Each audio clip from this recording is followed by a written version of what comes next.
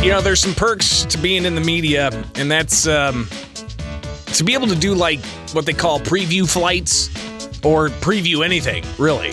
I get advanced copies of books before they're released. I get sometimes you can, other members of the media that are in the entertainment talk, they get advanced copies of movies. But one of the coolest things I think I've ever done was when the EAA, a local group that's part of a national group that deals with experimental aircraft and working to get young people involved and excited about aviation, they brought an old World War II bomber plane to Springfield, and we got a chance to ride in it. It was pretty incredible. It was one of those, and I don't know all the different planes there are, but it was one of those that had a gun turret on the bottom.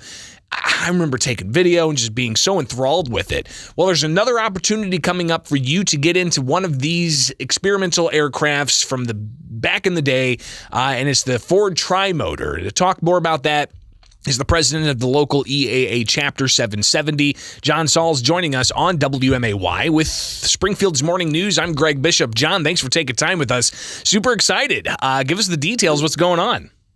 Oh, you're welcome. We've got a couple of things going on. The Ford TriMotor, which is actually not an experimental airplane. It was a certified airplane this day, but it was considered the world's first successful airliner. And we're bringing the 1928 model that we have, a Ford 5AT it's called, to Springfield from May 19th through the 21st. And you're going to get to go on one of those media flights. So that's the cool part, like you said, of being in the radio. Yeah, and what's even cooler though, John, is we get to take a flight and kind of help promote it, and that's coming up again the 19th through the 21st. That's when the public is able to get on board and take a flight in history. That's correct. And unlike the B-17 that you were also describing earlier, that only has about room for 9 people to go up at each time, this one will have room for 11 people.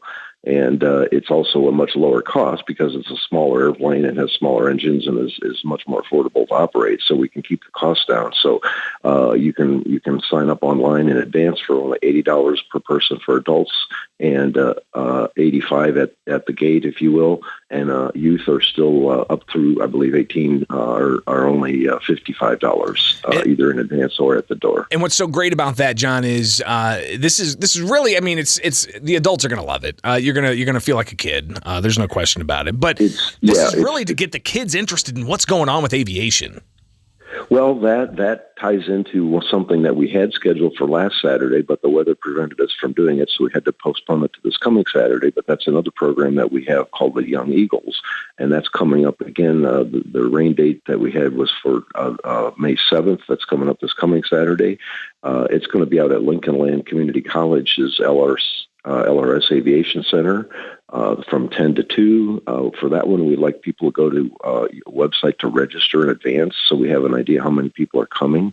But it's called yeday.org, which stands for YoungEaglesDay.org. And you can use either one to get on, either YoungEaglesDay.org or yeday.org. To go on and register. The program itself is going to be celebrating 30 years this summer. We've flown over 2.2 million kids in that time frame.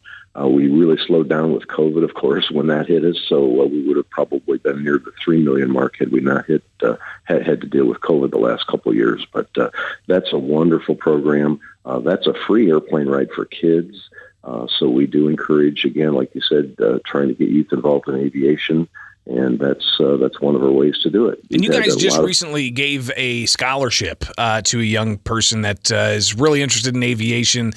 Tell us about that, and that's something else that happens here with the EAA Chapter 770.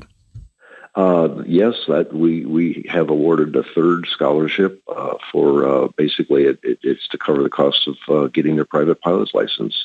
So that's another way that we involve youth, and we need them to become involved in the chapter to qualify for that. And that's one of the things that we are also very excited about that's coming up this summer, probably. Just some incredible things happening with the EAA chapter.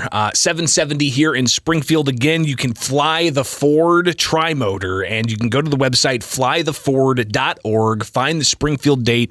That's 19th through the 21st of this month, so it's coming up. You'll be able to get into that piece of history that's been refurbished, and you've got the experts taking care of it, and they're going to take you up in it. So be sure to secure a flight at flytheford.org. Also, you've got the Young Eagles event that's been rescheduled to the rain check date of May 7th, and that's going to be at the LRS Aviation Center at Lincoln Land Community College. John, give us the website again. People need to register for that. yeday.org is the one to go for on the Young Eagles. One more time. yeday.org. yeday.org. So make that happen. And, of course, all the great work that the EAA does. John Salz, president of the EAA Chapter 770 here in Springfield. Greatly appreciate your time, and we'll see you in a couple of weeks, all right? You bet. I'll send the contact to you how to get on that media flight. Awesome. Appreciate that. All right. It is WMAY now coming up on 8 o'clock. I'm Greg Bishop. Thanks so much for hanging out, and we've got much more.